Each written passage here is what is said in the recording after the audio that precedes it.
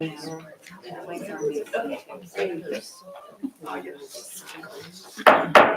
accordance with Section 5 of the Open Public Meetings Act, Chapter 231, Public Law 1975, be advised that a notice of this meeting was made by posting on the bulletin board, town hall, and mailing to the officially designated newspapers a list of the meeting dates annually, indicating that this meeting would take place at the town hall at 7:30 p.m. on Wednesday, October 16th, 2024.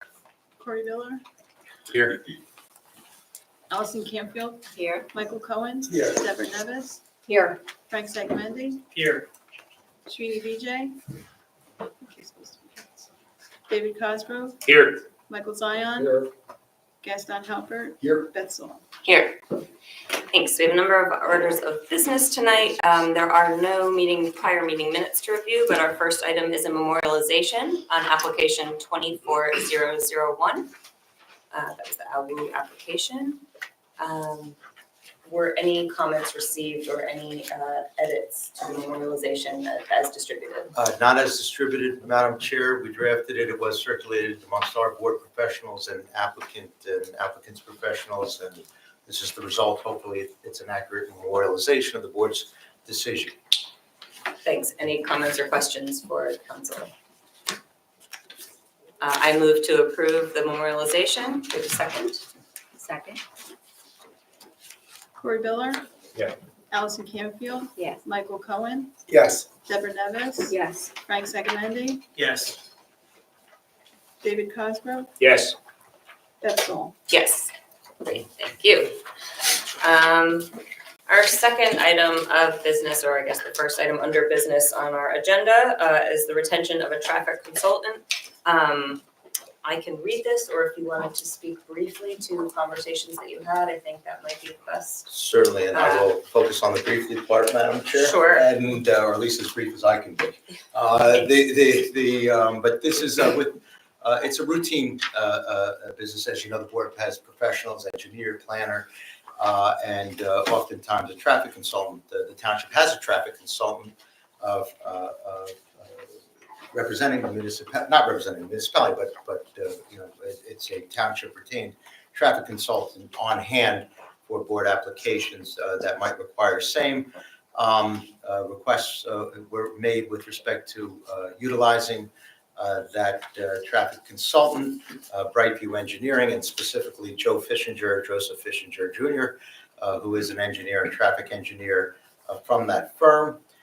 Pursuant to the resolution authorizing and awarding those professional services for the calendar year. And I did discuss, I provided applicants counsel for the High Center for Living Judaism application with the resolution from the township whereby he's appointed for the year to be available to the boards, among other things. And his resume and his scope of services letter with respect to his retention, if the board so desires to retain him, to advise the board, review the reports from the applicant, make his own report, etc. Be available to ask questions, be available for cross-examination.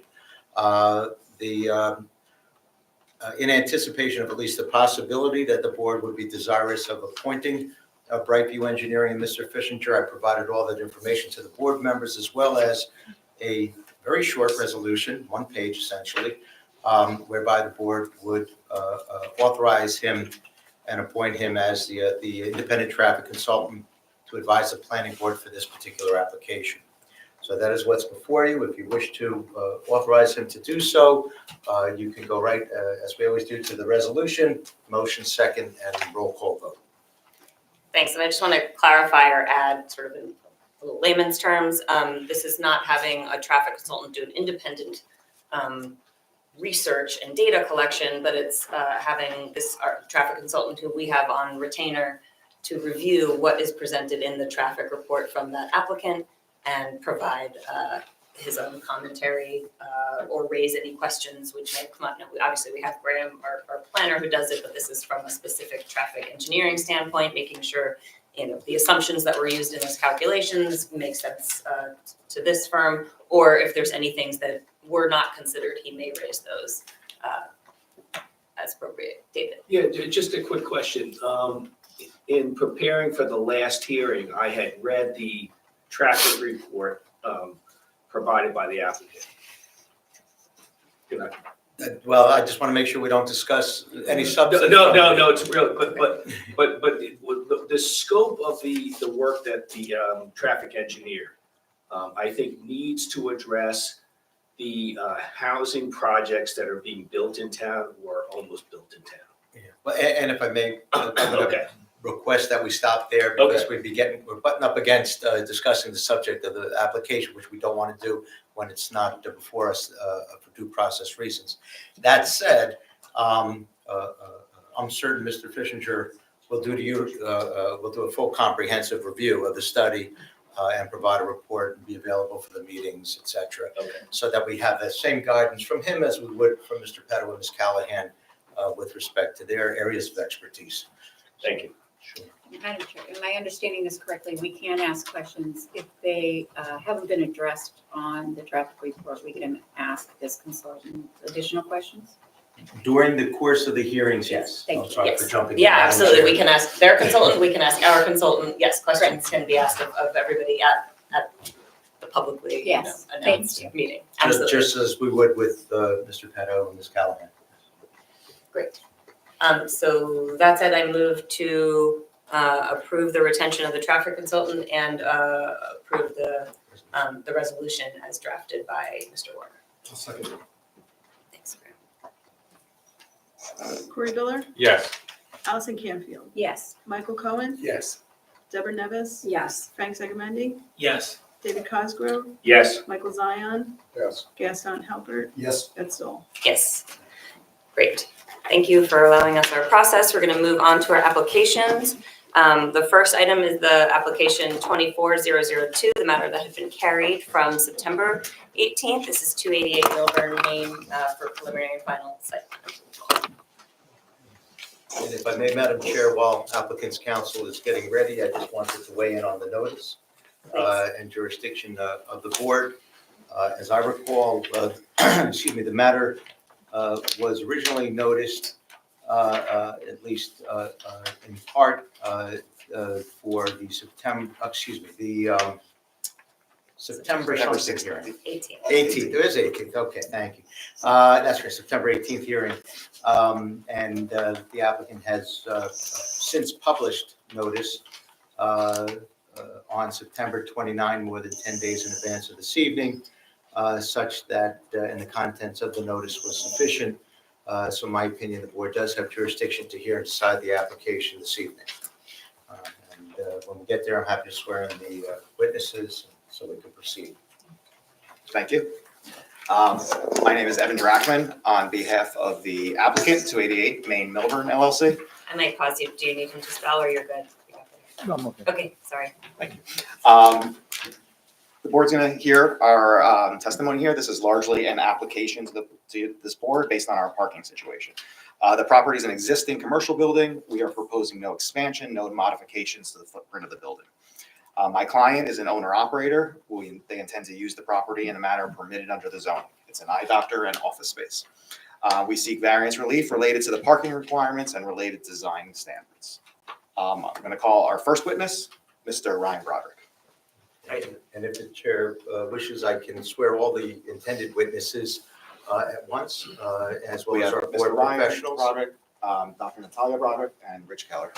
And our, Witnesses. our engineer, Ms. Callahan, and our planner, Mr. Petto, if you'll all raise your right I hand. think they're already sworn in or from the beginning of the year. Okay, But we can do it again. yeah, Go for yeah, it. it's my practice, Can't if you don't mind, for every application, so.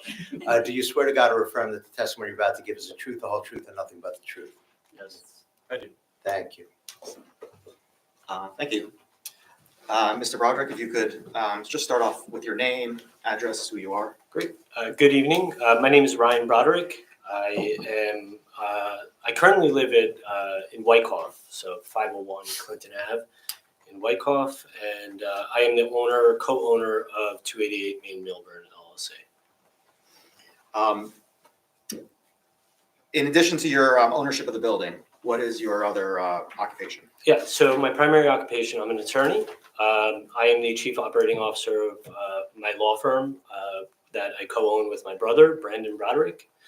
Our primary location is our headquarters is up in River Edge, New Jersey. What are your responsibilities as the chief operating officer? I have a lot of responsibilities. So I'm really responsible for the overall performance of the operations in the organization. And does that include managing staff?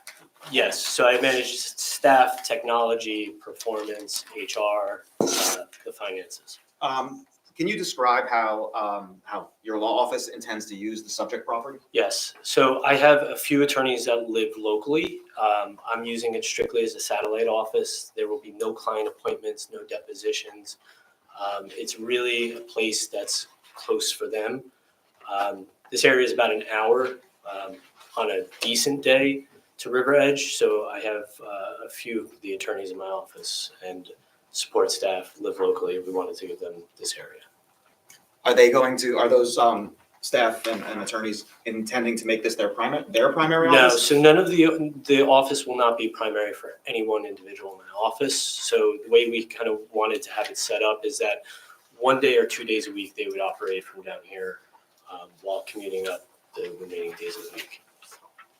And is this office going to be an advertised location for clients or? No, we don't even intend to put a sign on the building on the exterior for the law office. It will only be for internal employees.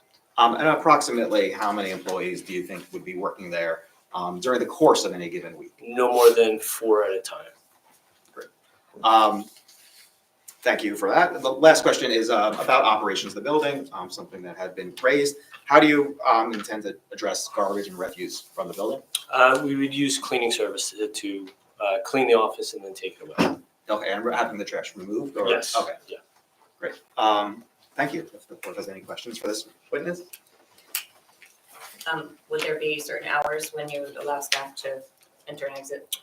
Typical hours in our office, at least for the attorneys, is 9 to 5.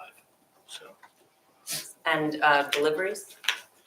there would probably be no deliveries outside of the normal mail. You said 4 attorneys, is that 4 per day or? I 4 people in total. So Per day. yeah, so there wouldn't be a time where there would be probably more than that. Questions?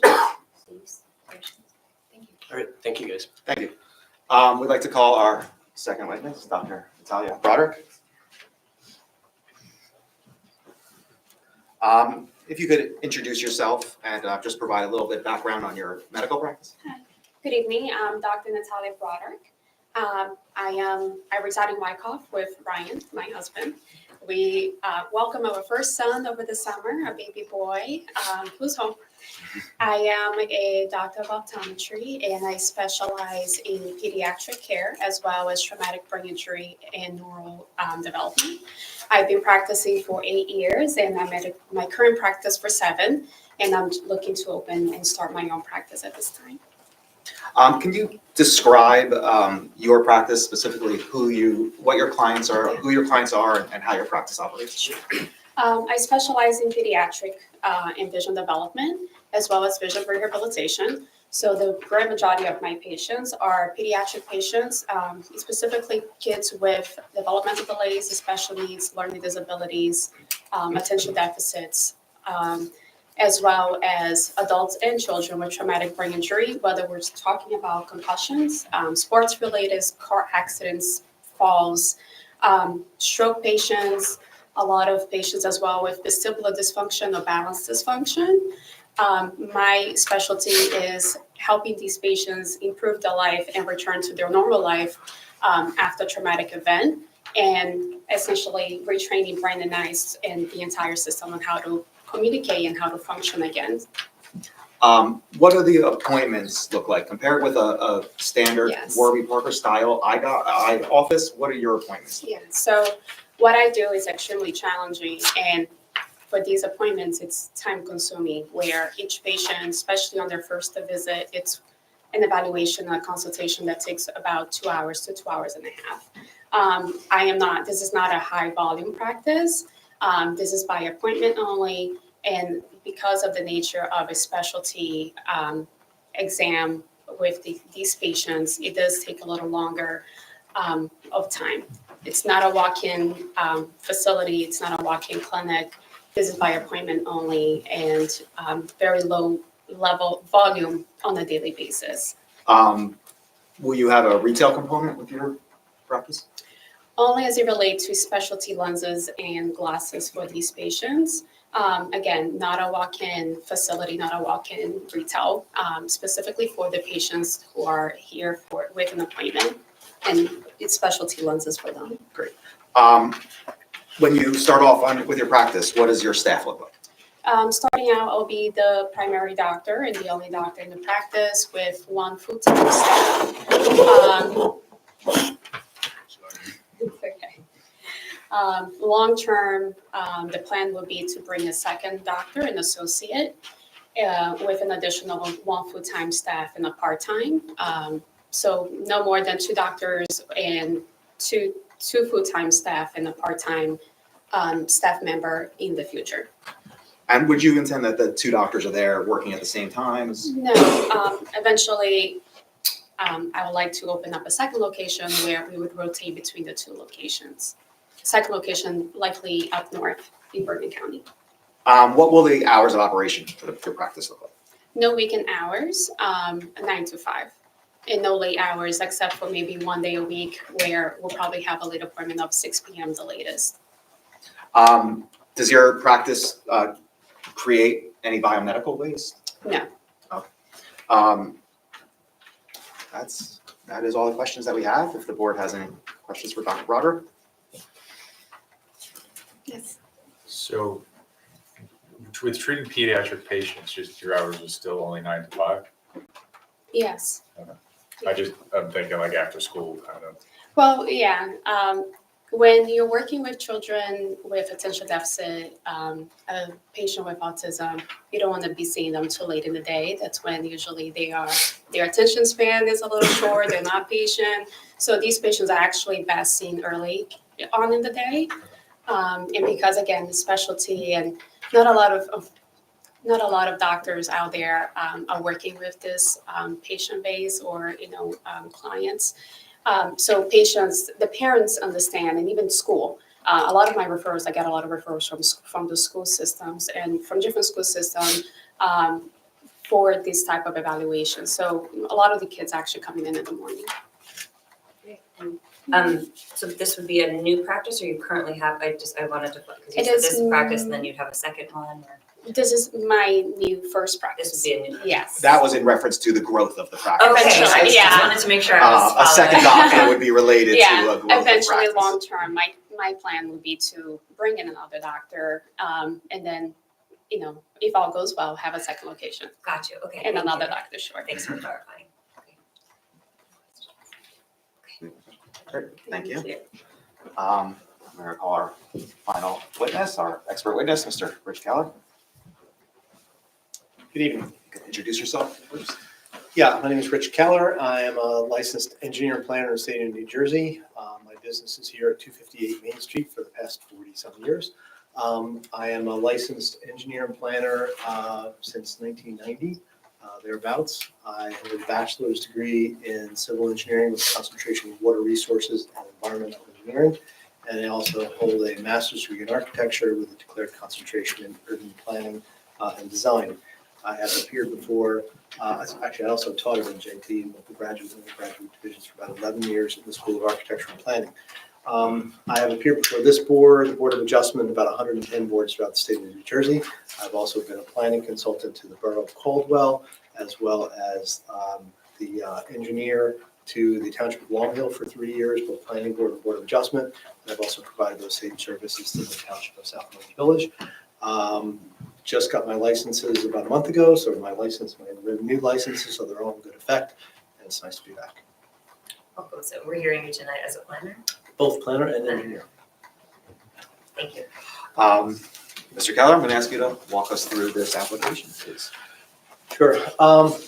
So I don't remember, I have one exhibit, everything else is exactly as submitted. Do you want to mark anything? Or just the note? Only the one that's not exactly as submitted, since everything else was submitted at least 10 days prior to this evening. So what I'll do is I'm going to go ahead and mark the last exhibit, so when I get to it, I don't have to stop. So my one exhibit will be A1. And that is a colorized version of the lighting and landscaping plan. It is, still has the date of 2/26/2024, although it was revised today. It is identical to the plan before you, with the exception of a little correction on the lighting. We had a transposition of 2 columns, which I'll get to in a minute. So I'll get to it later, but essentially this will be A1. It is dated today, and I'll get to that in a few minutes. So if we start with the site plan package you have before you, Starting, I'm sorry if I may, though, that would have been drawing number 4. Was that plan set? it's in the drawing number 4. Right, It is drawing number colorized. 4. Yeah, okay, Colorized. thank you. And so the property is block 1005, lot 4. It is a corner lot, it's 17,734 square feet, which is actually an undersized lot in the zone. The CMO zone requires 30,000 square foot lots. The property has about 98 feet of frontage along Main Street, and has about 241 feet of frontage along Bleecker Street. It is located wholly within the CMO zone. It's about 550 feet north of the overpass from Route 78. The cars coming in from Springfield over Route 78. It's about 550 feet up, just at that intersection of Bleecker and Mechanic Street. About 400 feet from my office and about 800 feet before you get to the ShopRite. The site contains a 2-story brick building that was previously housed an insurance company for many, many years on both floors. It had about 5,403 gross square feet of area. The neighborhood is eclectic because everything you see on the top of the drawing, which is to the east, is located in the CMO zone. It contains office buildings. We just recently approved multifamily right next door at 298 for individual 4 units as part of multifamily development. Across the street is the Montessori School, a number of 2 families, my office, Colombo service station, and then up into the ShopRite. That's on this side. Behind that, I'll go to sheet number 2, which shows the zoning map. You'll see that the green is all the CMO zone. As you move further to the east in the CMO zone, it tends to be larger office buildings and light industrial buildings. And then as you move on to East Willow, it becomes surgical outpatient surgical facilities, as well as I think the sports facility's gone, and it's going to be the temporary home of Town Hall shortly up on that street. Across the street is the R8 zone, and that's where we have a mix of 1-family, 2-family apartment buildings that run up the street. And right behind that, in the yellow area, is the R7 zone, which is a 1- and 2-family zone. I know it's the Washington district. That's the start of it, as opposed to what used to be the industrial district, now the CMO zone.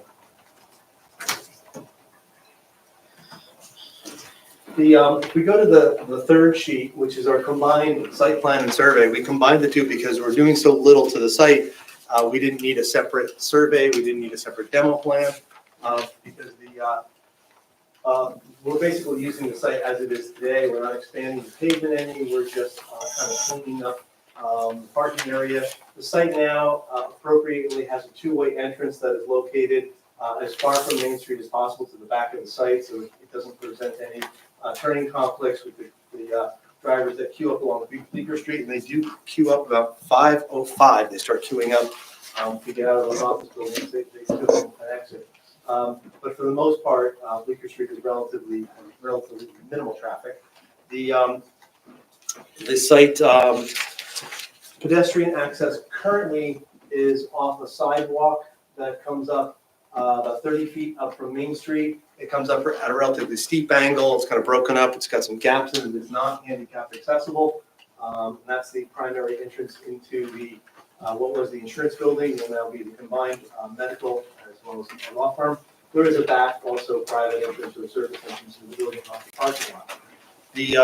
The plan we have before us, and by the way, the existing site has 25 parking spaces and a non-compliant ADA space that is in the exact wrong location. It is as far from the door as you can get. It probably doesn't matter because the building's not handicap accessible anyway. So one of the things we're seeking to do is to bring that handicap spot into a more appropriate location. And even though only one spot is required under ADA, because of the specialized nature of the doctor's use, we're proposing 2 handicap spaces. So the overall plan then is to change the tenancy as indicated, no expansion of the building, no changes to the facade, to restripe the parking area. In doing so, we're leaving the bank of spaces all on the right side as is, and in juggling around creating handicap and creating a handicap access in, we are restriping across the front face. The net is that we lose 1 parking space when we do that 2 handicaps. Actually, if I got rid of one of the handicaps and kind of re-entered this driveway, I could actually get an extra spot, but we decided it was not to the, based upon the nature of this use and office use in general these days, we thought it was a better planning alternative to provide for the 2 handicap spaces. The other improvements are to the lighting and landscaping. The building, if you've driven by it for years, it looks a little old and the landscaping looks a little old, it's a little overgrown, and we have an opportunity to clean that all up. While also still respecting the fact that we have some site triangle issues we need to deal with. It's the triangle between Main and Bleecker. I want to make sure that we don't put anything that's going to obstruct any views from people coming down Main Street or vice versa coming out of Bleecker. So that was that's the overall plan. The net result is in terms of parking,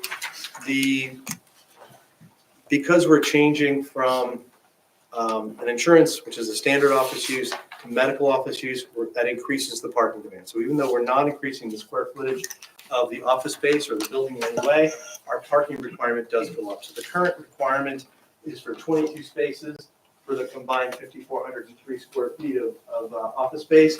And because we are now seeking medical on the first floor, that goes up to a total requirement of 29 spaces. So we are increasing the demand by 7 spaces as a result of switching over to medical. And we are going from 25 down to 24. So we have a deficiency of 5 spaces from 24, 29 required. We're providing 24 on the site, which includes the 2 handicap. If we go to also what was critical is we kind of cleaned up the front entrance. There's a very large evergreen tree that's kind of overgrowing the building. Some cloud pots that actually make it kind of a tunnel entrance into the building. We're actually removing all that landscaping, removing anything that's overgrown in the site triangle. We've created a circulation that while you can still come off the parking lot, you come down to the sidewalk if you wish. There's now a handicap access that comes from the parking lot across to the front of the building and into the building. And there's also then, you can also do the same as you come from the corner of Main and Bleecker. There's a handicap accessible spot that takes you up to the building. So we've provided handicap accessibility both off the lot and to pedestrians coming from Bleecker and Main. And there is we've eliminated that walk that comes out. We are keeping the walk that comes from the sidewalk into the parking area. So if I go to the sheet 4, it's probably a little easier to see. This is the A1 I referred to earlier. If you look at the colorized rendering, you can see there's the sidewalk that continues off the parking near in proximity to the 2 handicaps, which have been moved closest spots to the building. You can see the walk, and you can see we've exercised landscaping opportunities across the front of the building. Again, low in scale. The building actually, probably the most unattractive parts are some of the brickwork and the the multiple materials up top. When you actually strip that away, it's actually an attractive building with large glass windows that are almost floor to ceiling on the first floor.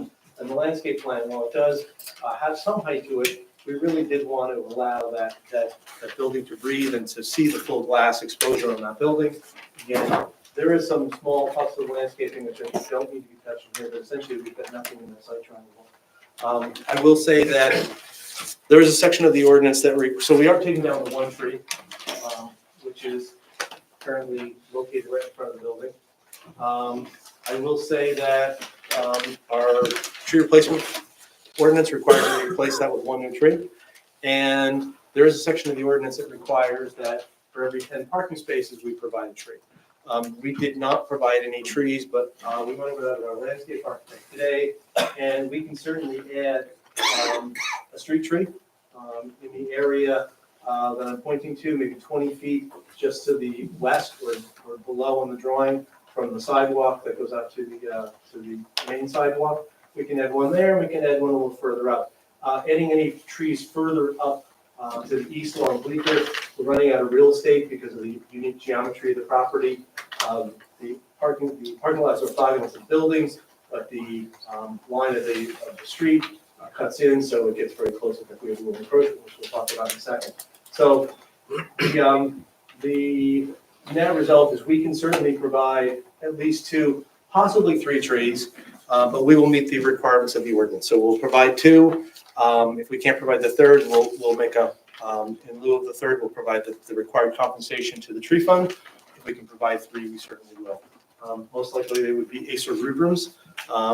That's a tree that is preferred by the forester. We, of course, will be subject to Stacey Phelps' approval should this board elect to approve this project. So we will comply with that section of the ordinance. We do not need a variance from that. I would also point out, currently the building has a series of floodlights, really harkens back to the 70s when this building was probably built. We are removing those floodlights. Everything will now be state-of-the-art LED.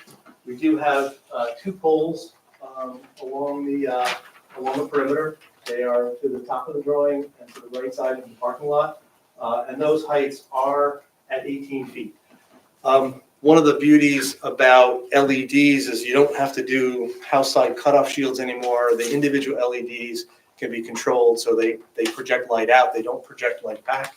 I would point out that the part of the approval for the neighbor next door was a generous landscape buffer, which is in proximity, which will cut down. So there'll be a little bit of a glow onto the landscape behind, but there's no throw over, there's 0 throw onto the neighbor's property. And then that's even without considering the fact that there's landscaping in that area. So there will be no negative impact. We think the 18 feet allows me to use less fixtures.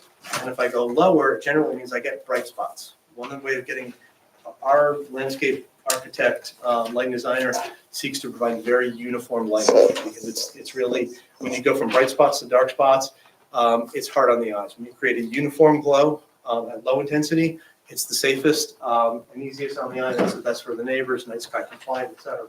So that's our proposal as far as the perimeter. We do have a light, I think, 15 feet up against the building, replacing the floodlights. Again, LED. And then we've got a couple of small lights. These are just wall mounted, but they're an attractive style of wall pack against the building, all lighting down. So they're just really lighting of the areas of the walk in 2 areas. And there is a pole mounted town light that was also providing some light to this intersection. So we were very careful to keep that lighting to a minimum. I will say that we do need a design waiver. As I mentioned, something looked off when I was looking at I was reading Graham Petto's memo because I knew were really proud of the lighting plan. My landscape architect was, and we realized we had transposed the maximum and the average. Because if you looked at the plan you have before you, the average was below the max, higher than the max. You can't have that average be higher than the max. So we realized that max and average are switched. So when we do that, again, we have a very difficult, ambitious lighting standard in this town. I don't know of anybody who is fully compliant with it ever, but it's a good goal. When we adjust that, our parking lot, our average is actually 1.3 in the parking lot, where 1 is permitted. 1.5 is on the walks, again, where 1 is permitted. I would say the difference between 1 and 1.3 or 1 and 1.5 is basically imperceptible. What's most important is the average to minimum. Average to minimum, we've got 2.6 in the parking lot, 2.1. An exceptionally good plan is anything less than 3. A good plan is anything less than 5. So certainly we're in the exceptional category in terms of evenness of the light. And even if you look at the more difficult one, the maximum to minimum for uniformity, a good value is less than 12. A great value is less than 8. We're at 6.2 is our highest. So it's a very uniform, underlit, but safe lighting plan. Meets the minimums, but yet it's very safe. And so we think it's with a very difficult ordinance, I think it's the best lighting plan you're going to see. And I think every time I come before this board, we ask for some relief on that issue, and this is no different. Again, our lighting plan, our landscape plan is a bunch of low plantings for the most part, some as far as 24 inches, really meant to highlight the building, not get into the site triangle. And we will provide, as we indicated, at least 2, if not 3 street trees along the street. I would point out that our landscape architect did the landscape plan that was just installed up at the Hearth, Wells Fargo. I think if you compare that to what was just installed at the Metropolitan, the old Saks building, you see it's a much more high quality plan. Could it be better? Probably. Always could be. Could have more street trees if we had more room. But we also did the same landscape architect did all the plantings at the Chanticleer, which I think is also a very well done plan. And so I think this is no different. It's really site designed for this, and I think with the addition of the additional 2 or 3 trees, I think it's going to really spruce up that site quite a bit. So we need variance relief. Trash pickup. We're supposed to have a trash area. Currently, because they've been doing work at the building, there is a dumpster floating out in the parking lot, but that is not intended to stay. Once they finish the interior work, that's to go away. It's not uncommon. If you look at the Milburn Commons at 225 Milburn Avenue, there's 90,000 square feet of medical. There's not one dumpster on that site. It's all taken away by the cleaning crews 2 times a week. So I think it's certainly, a better solution to have that happen here. We really don't have a whole lot of room. I don't want to lose a parking space to do it. I don't want to mess with it next to the neighbor. So I think it's a solution that's often sought. I think it's a better planning alternative. Technically, we need a variance for that. We also need the variance for the parking, which I'll talk a little bit in a second, but positives and negatives. And we do not need a variance for the EV parking because we're going to provide the EV parking space. If you're less than 25 square feet and you're retail, you don't have to provide one. We're actually less than 50. We're commercial, so we do need to provide at least one or possibly one ready station. But we'll comply with the ordinance on that, the state requirement. We'll provide one, and that makes that variance go away. I already talked about the waivers for lighting. We also need a waiver because the existing parking lot was designed with 18-foot deep spaces and 24-foot backup, which is kind of the industry standards, residential site improvement standards. It's most commercial standards. Our ordinance switches a little bit. Instead of having 24 feet of backup, we require 1 foot less, 23 feet of backup, but our spaces go from 18 to 19. The net result is they're identical. But it's what exists today. So we're keeping that. If you have one on one side, if you have 19, 19, and 23, it is actually 1 foot larger. So we couldn't really stripe it and be compliant, but we are compliant with the industry standard. And we did it on the new spaces. We are striping them to be the compliant size. Now, our ordinance does have an odd requirement as far as even though they have 19-foot depth requirement, they require handicap spaces to be 20 feet deep, which is hard to do when you have a uniform parking lot. So we're meeting the ADA standard of 18 feet deep, and we have basically a 16-foot wide, there's 8 and 8, then we have an 8 and 5, so a 13. So there's one van accessible spot, which is required by ADA. Then we have one standard handicap spot, and they are fully compliant with ADA requirements. We just need a variance from this or a waiver because they're not 20 feet deep, but they're fully functional. Landscaping, we've made that waiver go away, I think, because we're going to provide that. There's also kind of a vague requirement that the parking area be screened from adjacent residential properties and the street. It's really hard to do that here. We're in a commercial zone where you have parking lots in front of almost every building. we're providing for buffering against the building. We are providing for some trees, which will elevate the canopy along the frontage. But we cannot meet we can't certainly screen ourselves from any of the residences which are across the street. And I'm not sure if we actually even consider across the street to be adjacent. Quite often, once you have the street, it breaks that adjacency. But regardless, it was brought up in Graham's memo, so we've addressed it. That is a waiver that we think is de minimis, has no negative impact. So, if I may, Madam Chair, just for clarification, I think you just answered it when you said at the very end there, but the trees, you're gonna satisfy that portion of the parking landscape requirements. Correct. And you may have an opinion as to whether or not you actually violate the screening aspect of that variance relief, waiver relief. Correct. But nevertheless, I think you are requesting that the board grant you the waiver to the extent necessary, or to the extent you may be violating technically that screening requirement. Would that be accurate as to the parking landscape requirements waiver? Absolutely. Okay.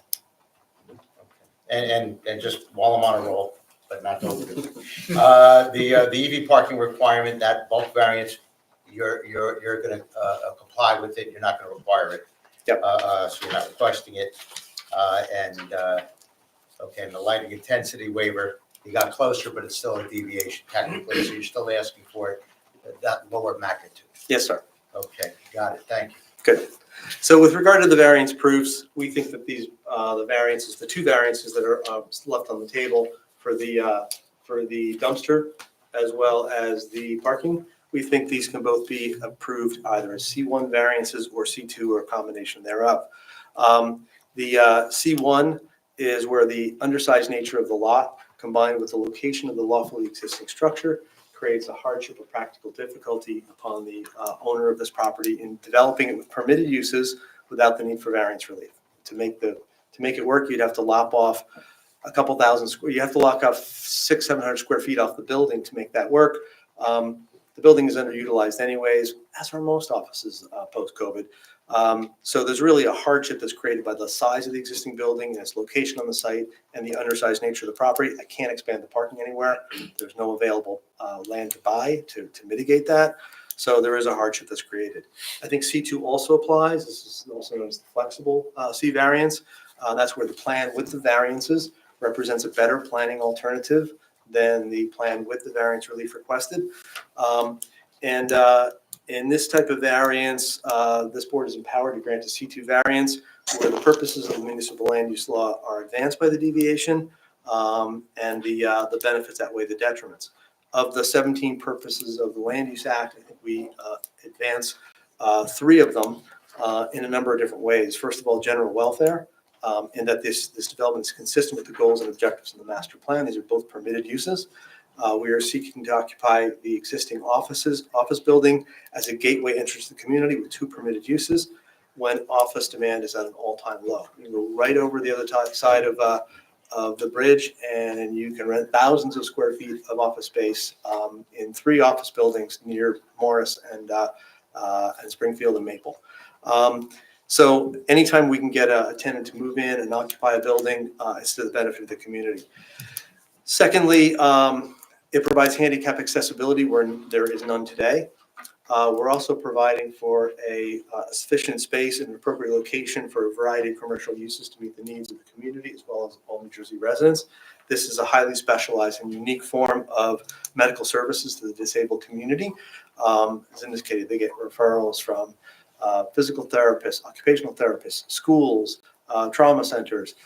This provides the disabled with a unique type of medical, which I think advances both the objectives of health and safety, as well as providing for a variety of uses. If I may, Madam Chair, can you just give us a subsection of Section 2 of the Municipal Land Use Law that contains that purpose? Yeah. I haven't memorized all of them yet. It's 4055 D2 Yep. is the general section. A is general welfare. G is unique, provides appropriate location for a variety of commercial uses to meet the needs of the citizens. Okay. And I am getting to next, which is aesthetics. Desirable visual environment. Exactly. 2 out of 3 ain't bad. That was a song. I'm sorry. So I wake up repeating 4055 D2 in my sleep sometimes. Certainly aesthetic enhancement. We think we're making a building that's a little long in the tooth, where we're actually exploiting its good parts and making it more attractive through an attractive landscape plan. And the floodlights will certainly improve the glow in the neighborhood that exists now. And actually, I think the landscape plan actually contemporizes the site. All variances need to show that we meet the negative criteria, and that is a two-pronged criteria, is that there's no substantial detriment to the public good, and there's no substantial impairment to the intent and purpose of the zone plan and zoning ordinance. We think that there is no detriment to the public good.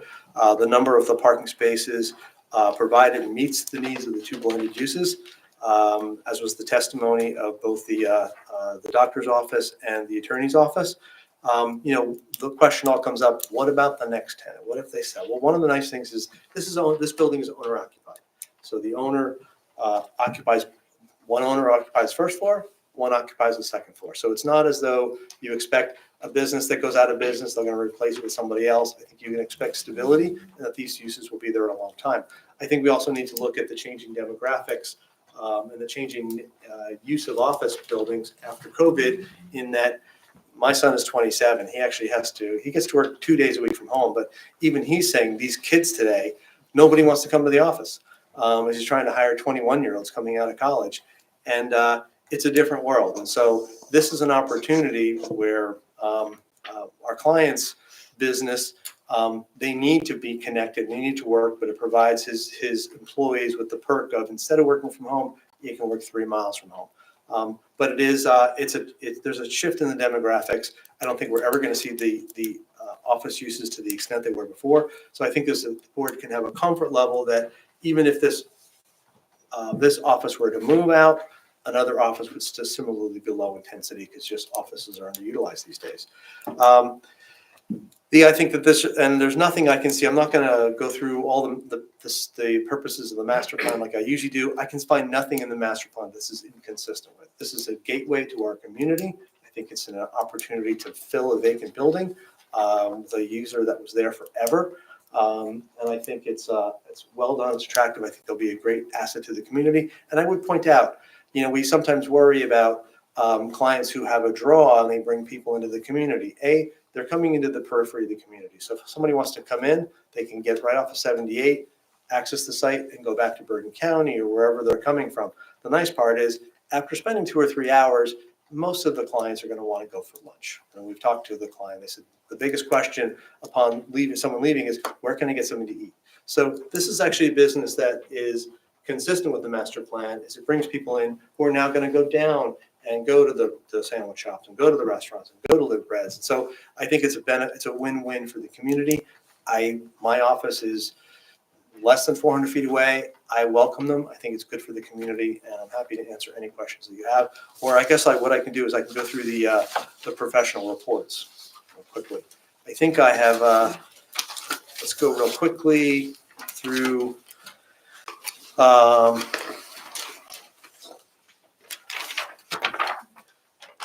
police basically took no issue with the parking relief for the 3 spaces. I would point out also, our parking demand, when we provide the one charging station, we get to take our parking demand down by 1 number. So actually, our parking demand goes down by 1. So the extent of variance relief requested will be decreased by 1 car because we're adding that EV station. But just an aside. Fire department, standard Knox box requirement, CAD drawings. We certainly are comfortable with anything in that. Stacy Phelps would like us to remove the daylilies, replace them with deer-resistant landscape plant, perfectly native. I've yet to see a deer down there, but we're happy to work with Stacy to find something. And I know I've seen deer pretty far away from the reservation, but I've not seen any by my office yet. But we're happy to work with Stacy to find an alternate plant material. With regard to the engineer's memorandum, we will certainly we'll have a parking, a paving professional look at the parking lot. If we think that it's a problem, just to do a surface coat and paint. and if we need to mill it, then we certainly will. We'll work hand in hand with Ms. Callahan's office. I'd like to not commit to that, but we'll certainly work with Ms. Callahan to get her approval if we elect to not pave it, but just seal coat it and stripe it. That's acceptable. So that would be, well, would that be subject to the review and approval of the engineer, or you're not going to go that far? No, I would say understand. I would say we would do it with the review and approval of Ms. Callahan's office. Okay, thank you. I think there's some, we agree, we talked a little bit, I mentioned briefly, the last two spots, one lines up exactly on the right-of-way line, the other extends about 10 inches in to the right-of-way. It's an existing condition that's been there forever. We'd like to continue it. If I try to vacate that 1 foot by 9 foot, that 5 or 6 square feet of pavement, I would lose a parking space. So I'd like to not lose that parking space, although I don't think it matters much to my client, but we'd like to keep it there. I'm sure they'd like to have whatever parking they get, but I do have that encroachment that I'm pointing to A1. You can see that the last space does encroach. It's been there forever. Most of the unique geometry of the site. I agree with Ms. Callahan that she takes no issue with the slight encroachment of 2 parking spaces into the township right away, as this is a previously existing condition and creates no hardship to the township. And that's informational. Stormwater runoff, we agree, not required. I'm sorry, if you could just stop and go back to number 5. I thought there was a condition for a request at least. Oh, yeah, we'll do that. I'm sorry. I have a big okay, but I blew right past it. Okay. Yeah, so we will replace the 20 linear feet of concrete sidewalk that is in failing condition. And we'll go over that with Ms. Callahan's office. No issues on stormwater runoff, and essentially all informational and actually supportive. Ms. Callahan agrees that she supports the de minimis deviation and the design waiver for the foot candle levels. And she points out that the existing landscaping is too large scale for the building and is happy that we're replacing it. And also points out the 3 new LED fixtures. So it's really informational. So we'll agree with everything in Ms. Callahan's memorandum. I think that I've also touched base with most everything in Graham's memorandum already. And I would say if we go to I think we've in his planning comments, I think I've addressed everything on page 5. And Graham will tell me if there's something he wants me to go back to. On page 6, we're confirming C2 that there is no exterior architectural modifications proposed. Improvements are limited to interior fit out. I've addressed everything else. The trees, we've agreed to comply with the tree requirement is D2. Our lighting on 3 and 4 is dark sky compliant. They're LED and fully controllable, so we can limit any throw. That's why there's 0 spill onto the neighboring properties. And we will modify the plan. I drew it in by hand, but somehow the designations of A lighting, B lighting, C lighting got into a non-plot layer. So we'll, as we revise these drawings, hopefully for resolution compliance, if the board approves it, we'll add that nomenclature in, which was, I think, item number 5. And recommended conditions of approval on page 7. Again, number 1, we kind of concur with the township engineer that encroachment of those spaces, that 1 space is de minimis. And if this board would like, we will go to the township committee to get an easement through that. But it's been kind of there forever, no harm, no foul. We're not expanding it. If we were expanding it, that'd be a different issue. And we have under number 2, we plant at least 2, if not 3 trees, and or number 3, provide the payment in lieu of that. So I think I've answered all of the professional memoranda, and I'm happy to answer any questions. Questions for Mr. Cox? Just real quickly, you kind of ran through the fire report. Can you do that one more time? Yeah. It went really fast. Okay. Let's make sure I didn't write any checks my client can't cash. All right. Fire.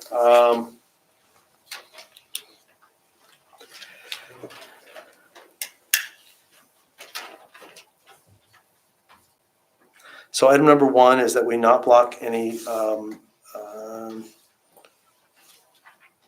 undergoing construction, firefighting access where required by the fire marshal. Temporary access to a structure for the purpose of firefighting shall be provided. We agree to that. Construction materials shall not block any temporary firefighting access required by the fire marshal or access to fire hydrants or fire department connections.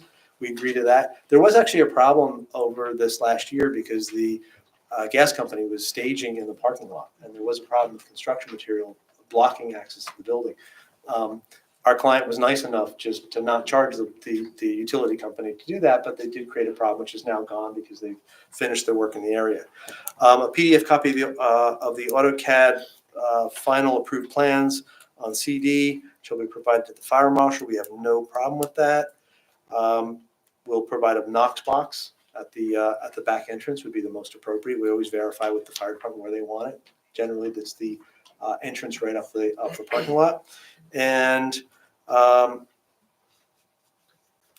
we'll certainly verify the premises identification with the tax office and make sure that we have the correct street number on the building. I think, did that cover them all? It does. Okay, perfect. Thank you. Other questions? Go ahead. Yep, go ahead. I have a question about the lighting. So the sidewalk looks great, but then we have some significant differences inside the parking lot where people will be walking. You know, where you're asking for a waiver for it. Could you explain a little bit more? So, for instance, 4 parking spots on the right-hand side up.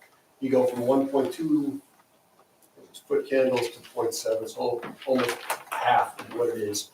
And we are talking about an optometrist's office, so people may have dilated eyes coming in and all kinds of stuff. Well, I will point out that again, the minimum and the maximum is 0.5 and 1. And if I had a less uniform plan, I would be concerned because I want to bump up those low numbers because again, and I talked earlier, it's hard to go from a dark spot to a light spot and have your eyes adjust. So when it says uniform as it is between 3.1 from min to max and 6.2 to 1 on max to average, excuse me. I think that those certainly can justify these numbers. I will point out the nice thing about LED is they are dimmable, so we can always have them put in so that they can be operating at 80% at these levels. And if we find that they're a little, that they need to be goosed up, we can bump them up additional 20%. That's the beauty of LED. So, and that's the way we do most of our site plans these days. We actually spec them out so that either the 75 or 80% of full capacity is what we show, and that's what they're set at. But it gives the owner flexibility if they find there's a problem. But because it's so uniform, and I think the 0.5 is perfectly safe, and it's actually consistent with all the safety standards from IES, all the lighting standard industries out there find that when you have good uniformity, 0.5 is fine. Okay. And what is ours from our ordinances? What are the requirements and how are we meeting them again? This is min-max. The parking lot is 0.5, but this is actual or predicted, right? Right. And what are our requirements that are restricted? I know 1 foot candle, is that? I think it's minimum 0.5, and I don't have my computer. I may ask Graham to remind us, because I work in 27 towns and I don't remember them all, even though this is my home base.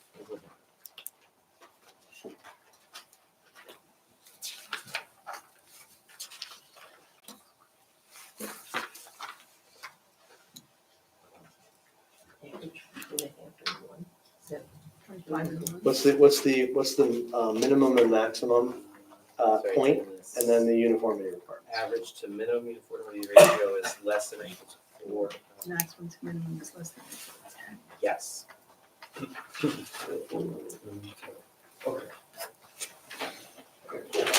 Thank you. Thank you. Thank Deborah. First, I just wanted to clarify, so this property is next to the 298 Main Street property? Correct, yeah, in fact, we showed a little bit of the, on A1, we showed the improved landscaping that goes around that, of both evergreen trees as well as evergreen hedge that runs down along that line. Okay, so that will be screening, because you're asking for screening waiver, but you didn't mention this being next door to this new development that we're getting, so I'm just wondering about screening between these two properties. Oh, I'm sorry, I thought I did mention that it was contiguous to it. Well, Mr. Wu and my client have actually been in discussion, working together. So the idea is that actually we're gonna take the planting plan that Mr. Wu has approved, we're gonna nudge it over and up the size. That's been the informal discussion, because obviously, Mr. Wu would like a little more, we've got the sidewalk, and he would like a little more breathing space in there, and then he can go with taller trees. So they've been acting together, they've taken down some trees that were diseased together, so there's a good working relationship. And while I'm not gonna take any of that landscape material and put it onto the applicant's property, anything else in addition to it would be blocked because it'd be on the north side, so it wouldn't thrive. So I think we're gonna rely on the fact that our residential neighbor to the south is gonna provide that, and we're gonna work with them to give them a little more breathing room and put that stuff right on the line. Okay, great.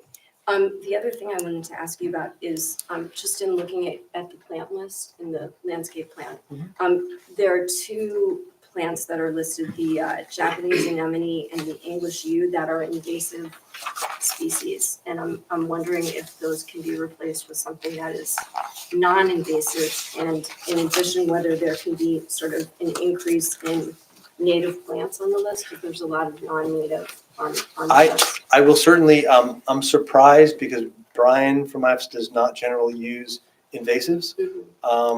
So I'm certainly happy to look at that. I will point out, in a controlled environment, we like to use native. I like the story of the New Jersey Aquarium that opened in Camden.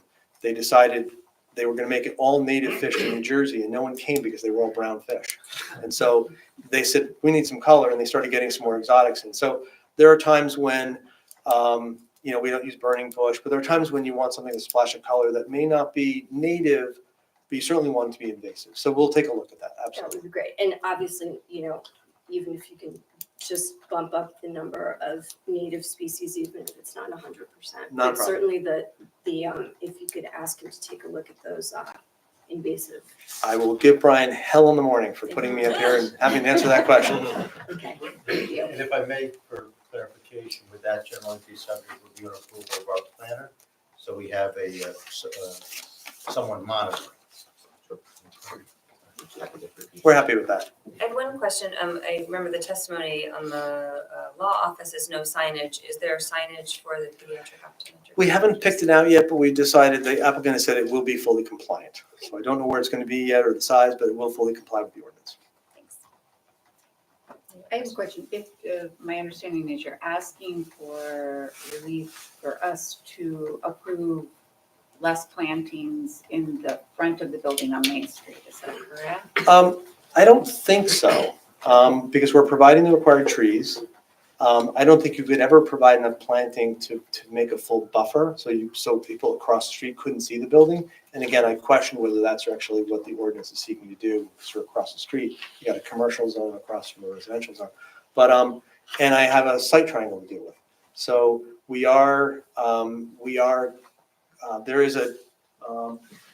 they're taking down 4 of the hemlocks that are between the two properties, and we had a landscape plan that had a large deciduous tree on that corner there.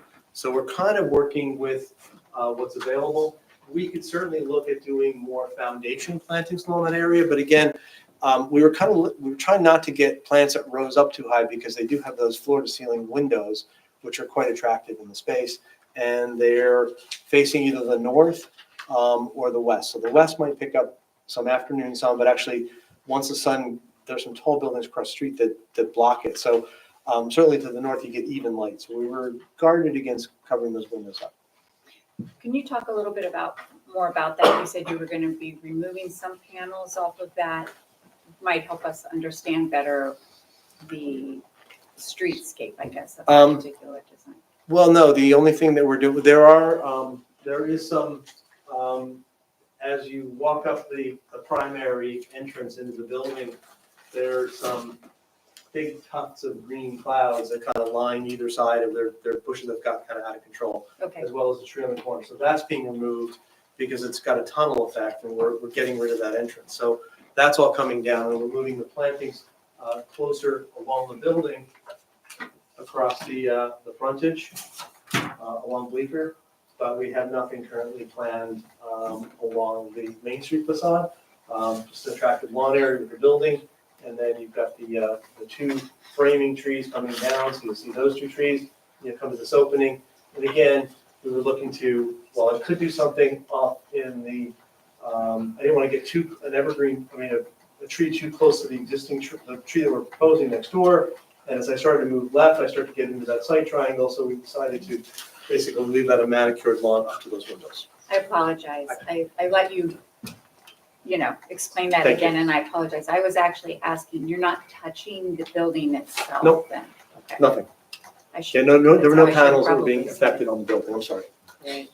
And then my only question is, if this is owner occupied and it is a medical space, with handicap, and I know you only have to meet a minimum for handicap spaces and also EV spaces, which if I calculate this right, you have 24 spaces minus 9 if you expand. The medical office expands, so you have a total of 15 spaces. So my question is there room to put more handicap spaces due to what this building is, or are we building or making this building for future? I would have to defer to the client because the ADA requirement is one space, and we provided two Right. in terms of handicap. And we're providing the one charging station. Those can be added. Once you lay that infrastructure and you lay that wire in the ground, whether it's a level 2 or most likely be a level 2 charger, once you lay it in the ground, you can actually just expand that right up the road if you decided we needed more EV charging. So that's kind of I think that can always be changed. In terms of the, again, because of the nature of two doctors, but the two doctors ultimately will be not seeing patients at the same time, and then possibly changing between another satellite office, that it limits the number of patients you're going to see on site. So if you've got one patient you're seeing and you have one patient that arrives and there's an overlap, you have 2 handicap spots. So I think that it's adequate, but I would defer to the client if they thought they needed more. Obviously, we need to ask for them now because we either need to ask for them now because it's going to decrease I'm going to lose another parking spot. Maybe I lose one spot for the first 2 or 3 I put in, and then one spot for every 3 that I put in after that. I lose one parking space in the park. So I need a bigger parking variance.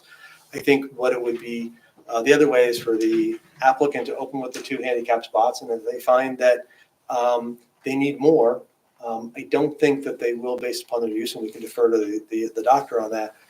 They can always come back to this board to convert something over. But it would require another variance, a bit of variance relief. I would up that parking variance. Rick, could you just touch on again the accessibility of the parking lot to the building so that every spot is accessible now? Yeah, I mean, basically, the lot is fairly flat, and it certainly meets ADA requirements in the lot, and then the spaces themselves are flat enough so that they fully meet ADA requirements, which the back one, in terms of pitch, it does, but it's the furthest from the site. So the 2 are immediately contiguous to the site, and there's a full handicap path. It's they're the closest. It is the shortest path to the front door. That you come off the 2 handicaps into the striped area and then up into the building, which doesn't exist today. Any other questions? Great. I just wanted to note, regarding the proposed street trees, was there one that you had suggested on Main Street as well? I didn't. I suggested 2 on 2, possibly I couldn't 3 on see. Bleecker. Yeah, I'm 2 or sorry. 3 on Bleecker. 2 or 3 on possible. Just wanted to know at the I guess far eastern end, I know we're turned, Bleecker, the overhead wires do kind of traverse, so you just have to I know you said a red maple is proposed. I think. Well, the wires actually, Or do they cross? yeah, they cross the driveway? street. Okay. So, part of the reason we did, there is overhead There's wires overhead that wires come down on Main Street, Right, yeah. that's and what I then, remember. they cross the street, and then there's a wire that comes, somewhere, I've lost it, comes from across the street to this pole here, and there's a guy here. So this whole section here, has no wires overhead. Yeah, I guess, so the long and short of it is just consult with the township owners. Yeah. As far as placement and size. Yeah. Thanks, Graham. Happy to do that. Okay, right. When everyone else is done. Mine is actually for Mr. Broderick, so we can go back. Okay. Actually, mine is for Graham and the witness, but I had a question on lighting and landscaping, page 6, 2. The testimony I heard was, okay, wait, 2 trees required, okay. I heard you may have 2 trees and need a third required, and you may be able to provide the third tree or a payment in lieu thereof. Correct. To the tree fund. I'm trying to square it with Graham's item D2 on page 6. It seems to indicate 2 is all that's required, and it's either 1 replacement and the fee, or I guess 2 trees would cover it. Can we get some reconciliation there? What's required and what's being proposed so we have an accurate resolution? I took that to be, and I didn't do a lot of research because the trees are kind of easy and we like them. So I'm comfortable providing 2 as a minimum and possibly 3. So however that's parsed, I thought Graham was saying that 1 was required as a replacement, and then an additional 2 were required for the parking lot. That's correct. Okay. So it's 3 required. So 3 total, okay, okay. Didn't read that way to me, but good, we got that clarified. Thanks. So we'll provide the 2 absolutely, and possibly the 3rd would be a payment. Maximum height 12 feet. Okay, and the heights, Graham, are good on the lighting poles of 12 feet, I think. So that's good enough. Dark sky compliant, and I guess I heard no on the full cutoff lighting and shielding because it's not necessary for LED. I'm paraphrasing. Yeah, they are essentially, they are full cutoff. Right. We are Oh, compliant. okay. It's just Yeah, that's what. modern technology. Gotcha. So you'll concur on that, Graham? So in essence, that we'll keep that condition as is because presumably you're satisfying it with the LED light. Yep. Got it. Pictures. Okay, and I heard I think you picked the engineer over the planner. And went with the no encroachment. You're gonna leave the encroachment. And I guess the question is, I don't know, the tie goes to the runner, if I recall correctly, but I guess it's for the board to decide or the engineer and the planner to battle it out. I'm happy to defer to, the engineering bureau. Yeah, I ones think that that probably- administer rights of way, so I'll let. I know that we don't have any specific plans for Bleecker Street Right. anytime soon.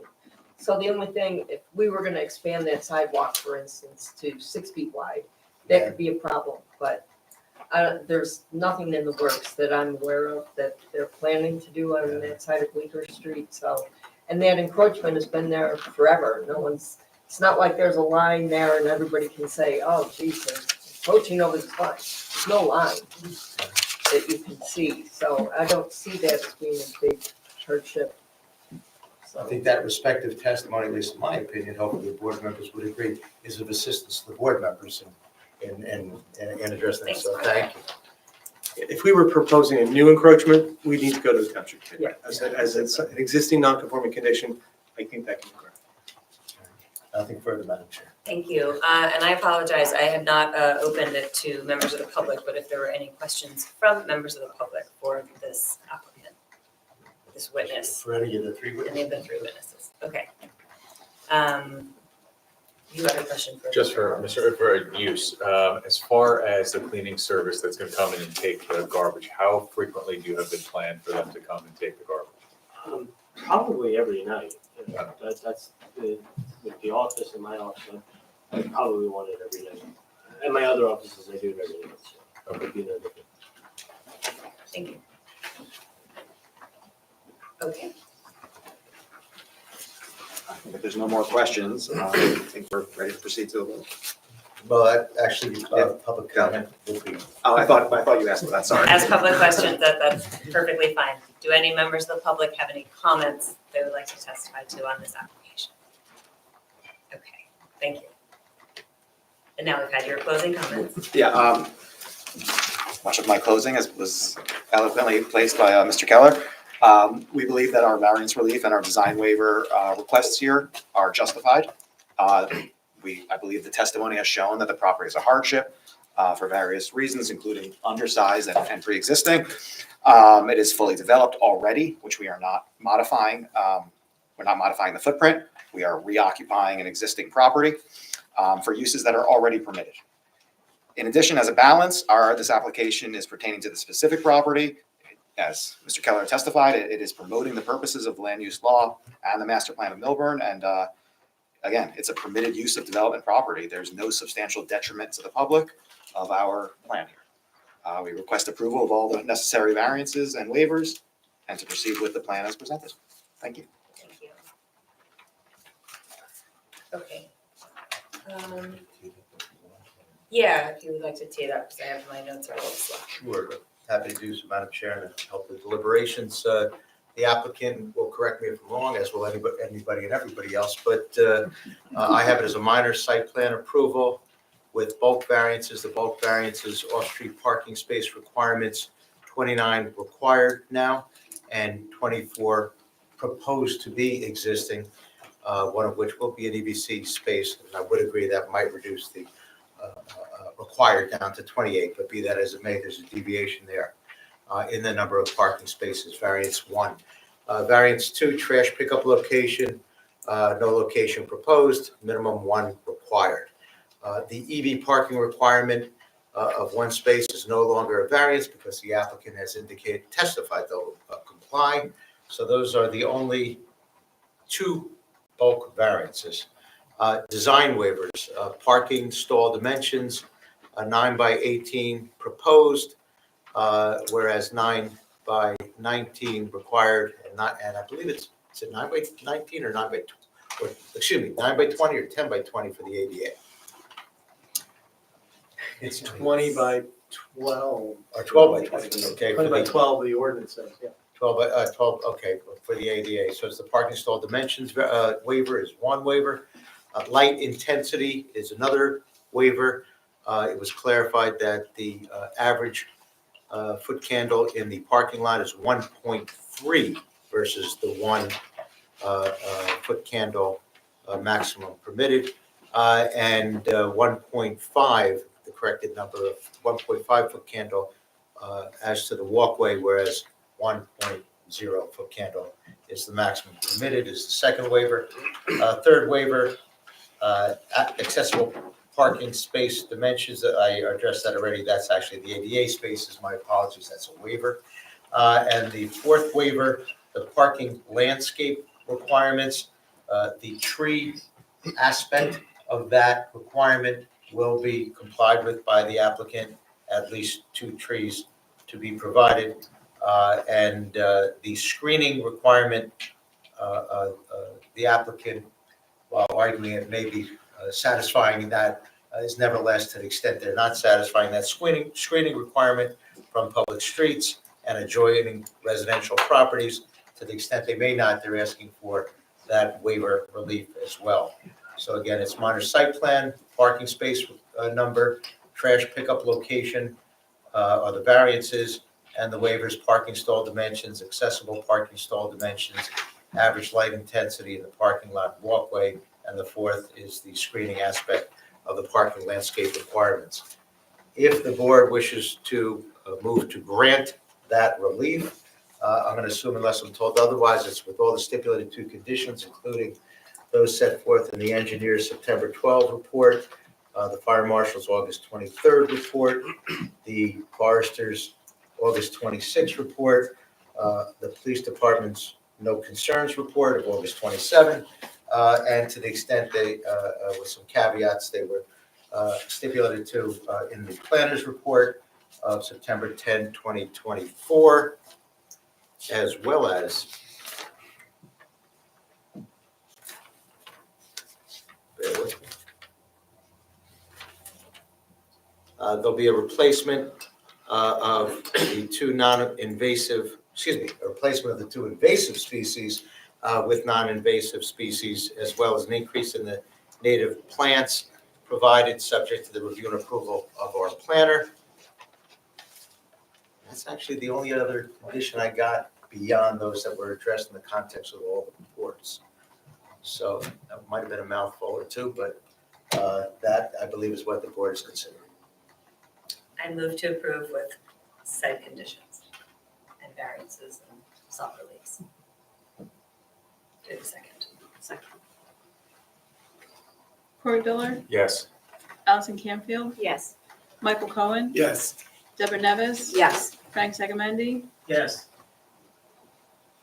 David Cosgrove, Yes. Michael Zion, Yes. Gaston Halbert, Yes. Beth Zoll. Yes. Thank you for coming. Best of luck. Thank you. Thank you.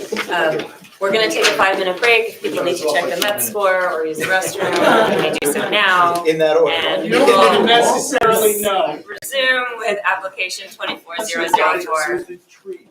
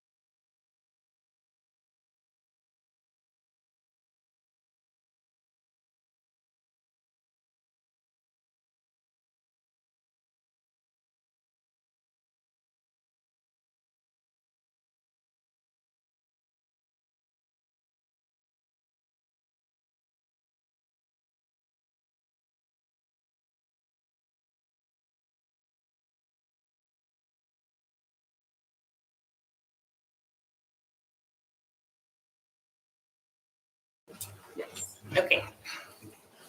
Do we take a roll call again? If Eileen doesn't mind, with the chair's permission, since we had a little break. Sure. Looks good on the record. Still here. Allison Canfield. Here. Michael Cohen. Here. Deborah Nevis. Here. Frank Segaletti. Here. David Cosgrove. Here. Michael Zion. Gaston You Halbert. keep giving me That's ideas. all. These attorneys. Are you here? I'm here, Okay, we're good. I think. All right. Application 24004, Concierge Pediatrics for preliminary and final site plan approval. Welcome. Thank you. Good evening, everyone. John Wichiscala on behalf of Concierge Pediatrics. Pleasure to be back before the board this evening. We're here to speak about the building located at 720 Morris Turnpike. It's block 1904, lot 20, commonly known as the Milburn Shopping Center. I have been before this board on probably at least 3 or 4 occasions on changes in tenancy. I think the last time I was here, maybe 2 years ago, before this board, was for Aqua Tots, the swim academy, and the gymnastics academy as well that went into the building. I've also been before the zoning board recently. A veterinary emergency hospital was approved on the end cap of the building. We're here tonight to speak about the building. Board may recall it's an approximately 77,000 square foot building. Building footprint itself is about 55 and change. There is a second level in that middle section, and there's actually a basement area as well with respect to the building. We are seeking approval tonight. It's preliminary and final, and we do have a variance for a change in tenancy. It's basically in the center of the building. We have a plan up there that shows some shading. I'll have Jim DeBarbary speak to it. It's approximately 2,007 square feet. It was Zoma Hair Salon until sometime recently. They vacated. It's right next to the European Wax Center, if anybody's been in there lately. My client is a specialty pediatric group. Medical use is permitted in the zone. Why we're here tonight before the board is the space that we're occupying was previously considered retail service use, which has a parking standard of 1 per 200 square feet. And medical office use has a parking ratio of 1 per 150. So the space as it currently existed as retail required 10 parking spaces. Because we're a medical use, we are required to have 13 spaces here.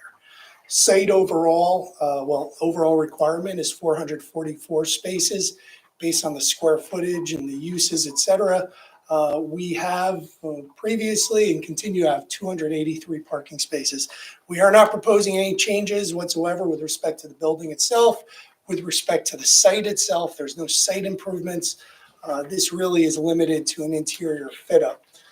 As I indicated in our application materials that are before you, we expect this to be a relatively low intensity use. Concierge Pediatrics sort of has a different approach.